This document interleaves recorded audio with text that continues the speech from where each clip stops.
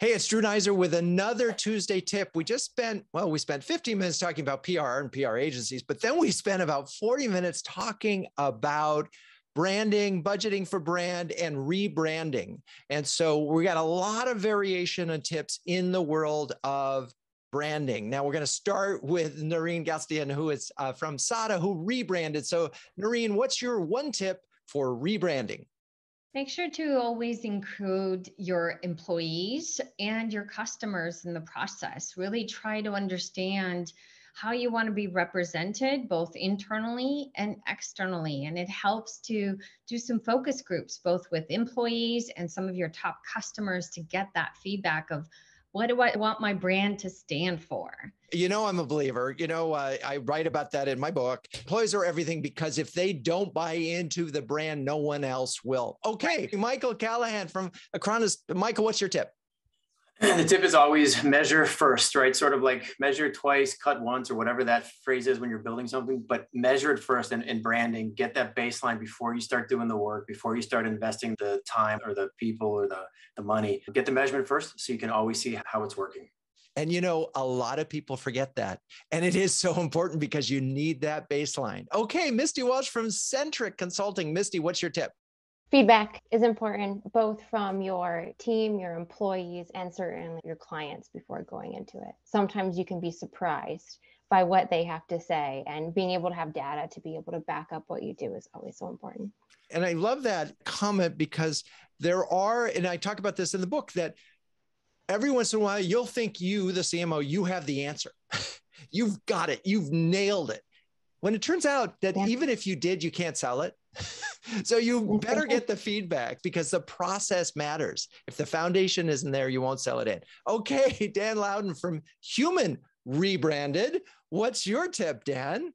Yeah, I mean, to us, we just rebranded as HUMAN, and it supported the mission, right? The mission of the company to protect humans from cyber criminals. It's something everybody could relate to and get behind. And it was very unique in the cybersecurity industry. So it stands out. People get it very quickly. So it supports the mission, and our customers' employees got behind it. So it was a really exciting event for us. And some really great swag. Just killer swag, which I appreciate. And we joke about it, but it's true. It's important too in this, right? Yeah. Everyone wants to wear a human shirt, which is pretty cool, or a robot shirt, and we have both. All right. Okay, Gabi Zijderveld from Smart Eye, what is your tip? My tip is that when you're rebranding because of an acquisition or merger, just revisit all the basics and get your CEO involved super early. Who are we? What is it that we do now? Why is this unique? Who are our customers? Etc., etc., etc. And make sure everyone is aligned on that before you even think about anything else.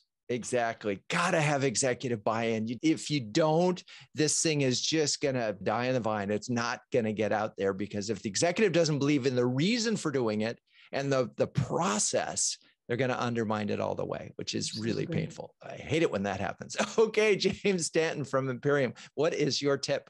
I would say when you're doing a brand project, go big, go bold, whether that's up front with your strategy and setting you apart from a bloody ocean, or how you end up launching it into the market, right? This is the one shot you've got as a marketer to really set the stage, set your company apart, and have some fun and excitement built around it. So be bold. Be bold. I might even use the word courage or courageous, but awesome. I totally agree. Okay, Katrina Klier from PROS, what is your tip?